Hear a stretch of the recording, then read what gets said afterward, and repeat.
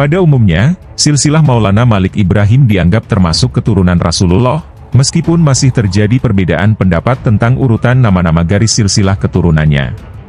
Nama lain dari Maulana Malik Ibrahim adalah kakek bantal, Sunan Tandes, Sunan Raja Wali, Wali Kuthub, Mursyidul Aulia Wali Sangat, Sayyidul Aulia Wali Sangat, Maulana Maghribi, Syekh Maghribi, Sunan Maghribi, atau Sunan Gridik.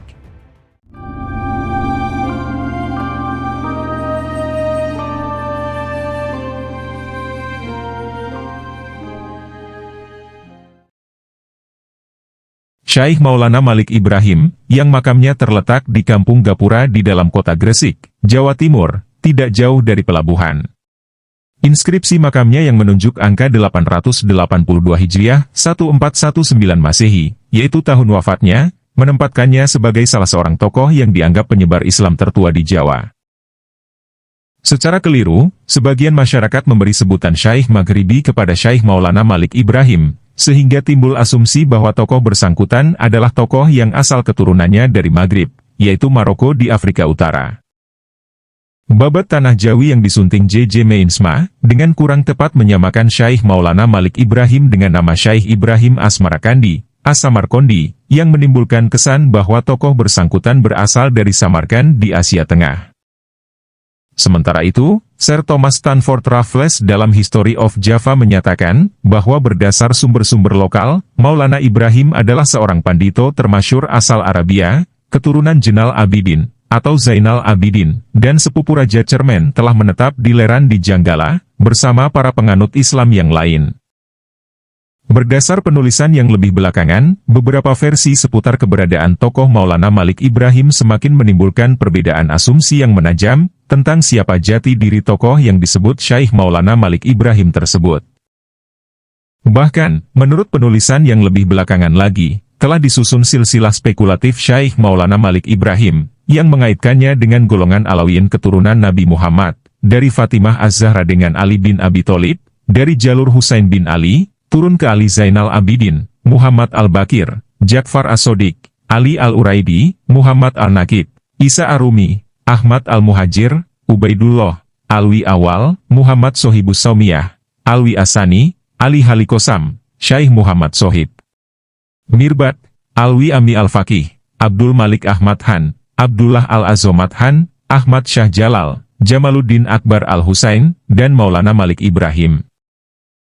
Sementara itu, berdasarkan pembacaan epigraf asal Perancis J.P. Moquette, atas tulisan pada prasasti makam Syaikh Maulana Malik Ibrahim yang ditulis dalam De Datum Mope den Grafsteen van Malik Ibrahim Tegrise, disebutkan bahwa almarhum yang bernama Al-Malik Ibrahim, yang wafat pada hari Senin, 12 Rabiul Awal 822 Hijriah, 8 April 1419, berasal dari Kashan, B.I. Kashan, sebuah tempat di Persia, Iran.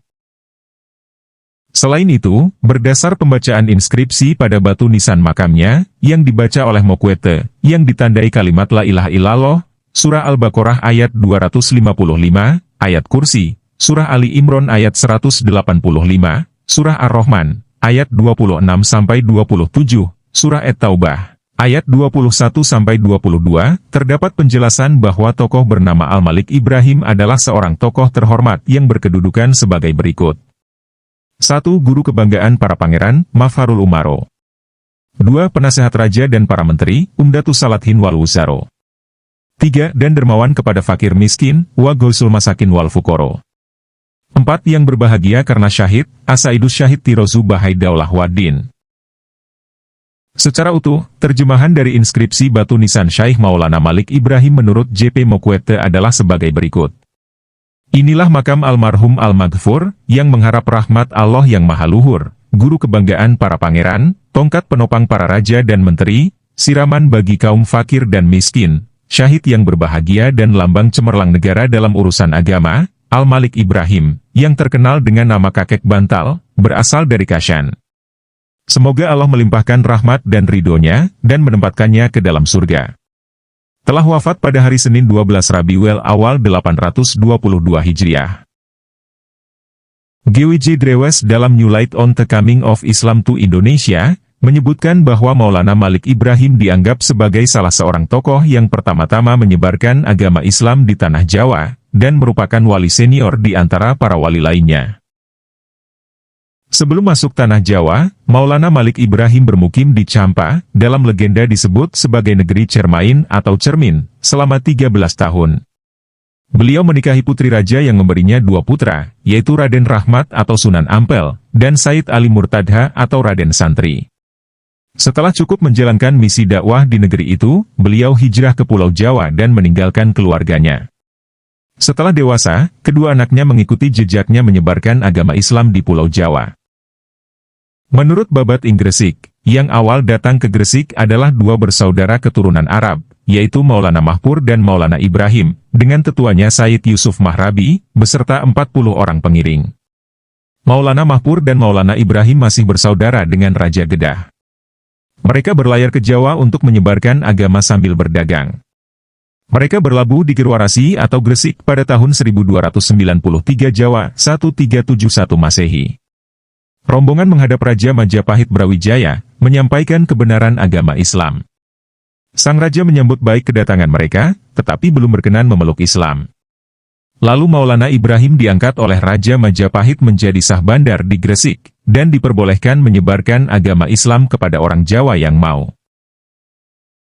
Sementara itu, sumber cerita lokal menuturkan bahwa daerah yang dituju Syekh Maulana Malik Ibrahim yang pertama kali saat mendarat di Jawa ialah Desa Sembalo, di dekat Desa Leran Kecamatan Manyar Kabupaten Gresik, yaitu 9 km di arah utara kota Gresik, tidak jauh dari kompleks makam Fatimah binti Maimun. Ia lalu mulai menyiarkan agama Islam dengan mendirikan masjid pertama di Desa Pasucinan, Manyar.